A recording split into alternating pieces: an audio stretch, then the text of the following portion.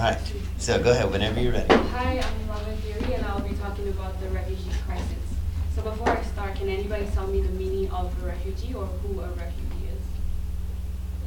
Someone who has fled his or her country to seek asylum in another country. Yes, that's so a refugee is basically a person who is fleeing from his or her country due to prosecution, war, or violence. It is a global crisis. According to the UNHCR, the United Nations High Commissioner for Refugees, 65.3 million people are displaced around the world, and 21.3 million of them are refugees. So this is a matter that everybody should be aware about. And it's the same thing is happening in my country. I am from Myanmar, a country in Southeast Asia, and we have the same problem whereby there is a civil war between Muslims and Buddhist people. That's creating like hundreds of refugees. This is my table of content. I will be talking about who is a refugee, why is it important, how can we help, why should you and the society be concerned about the crisis. I'll give you a conclusion, a citation page, and a Q&A session. So who is a refugee? According to the UNHCR, we talked about it, a refugee is a person who is fleeing his or her country due to prosecution, war, or violence. And this is a picture of a Syrian refugee in Turkey. So what is the difference between an asylum seeker and a refugee? So asylum seeker is someone who has sought refuge in a country but still has not been processed or in the middle of the process. So, and many refugees at some point been an asylum seeker, but they have been claimed protection by a government or the UNHCR. So where do these refugees come from? So 54% of them are from just 3 small countries. They're from Syria, Afghanistan, and Somalia. So the other 46% are from other continents scattered from the world, like Asia or even West Africa. Where are they hosted? So the world's top 10 refugee host countries are being shown on the right, and the left, and the top 3 are Turkey, Pakistan, and Lebanon. And on the right, you can see the displaced people are being hosted in different continents, and they are shown by percentages. The Middle East and Africa host the most, followed by Asia. You can see America hosts 12% and Europe just 6%. So what can you notice by just looking at the information? I'd say the U.S. makes it sound like there's a lot more refugees trying to get into Europe and the United States than there actually is. Yes, that's true.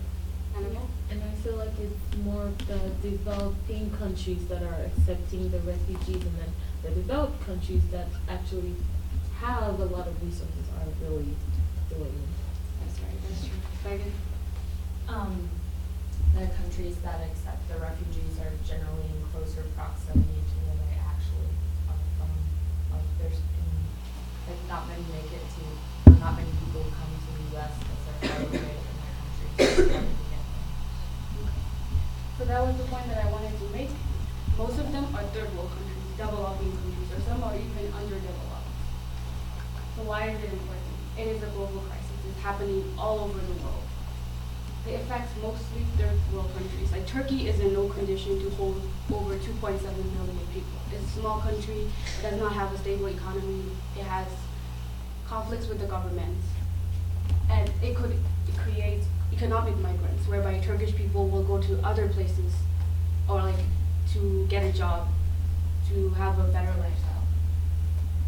And we cannot even imagine the hardships that the refugees have to go through to save their lives and their families. So these are some of the pictures that I took from the UNHCR website. You can see the first picture shows a Syrian girl that has taken refuge in Turkey, and that is the conditions that she would have to live to survive. And the second shows a body of a dead boy. He had drowned. And that is also mostly common because smugglers would put hundreds of people on a boat. They're mostly inflatable boats or wooden boats that would just capsize or break down in the middle of the ocean. And you're left with nobody to rescue them, and they end up drowning. So why should you as a society be concerned? First of all, it is a universal law that a country should open its borders to people who are fleeing from their country due to war or violence. Especially members of the United Nations has accepted this law. And those are the 5 council members of the UN are America, United Kingdom, France, China, and Russia. As you can see, not any of them are the top host countries of the refugees. And the second, knowledge is key.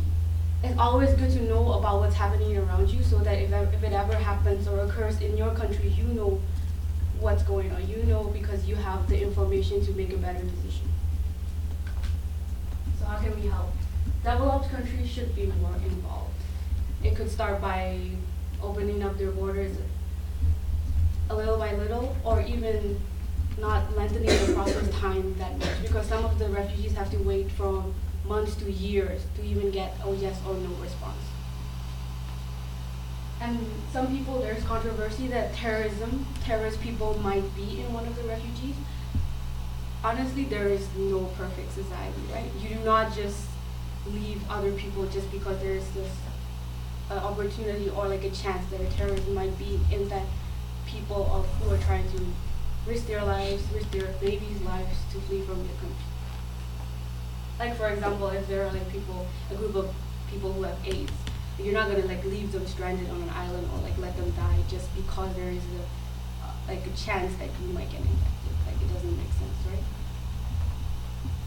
First, eliminate the thought that one person cannot change anything. I know like you guys might think this topic is beyond me, this is too huge for me to do anything. But the first and the most important thing that you guys can do is raise awareness. If you go back to your state, I'm sure you guys come from all different states, all different countries. If you go back, then to help your community by educating them about this topic, telling them more about what's going on so that they have a better understanding and they could also make a better decision in the future. Second, you can make donations. You can make donations as less as $1. In the US UNHCR website, there are a lot of other refugee centers as well that you can donate. And it's not like you have to go there or like contact anyone. You can do it by a click of a button. You can do it online. And little things do matter. I realized this when I went to the refugee center in Rome, and there were mostly West Africans and Afghanistans.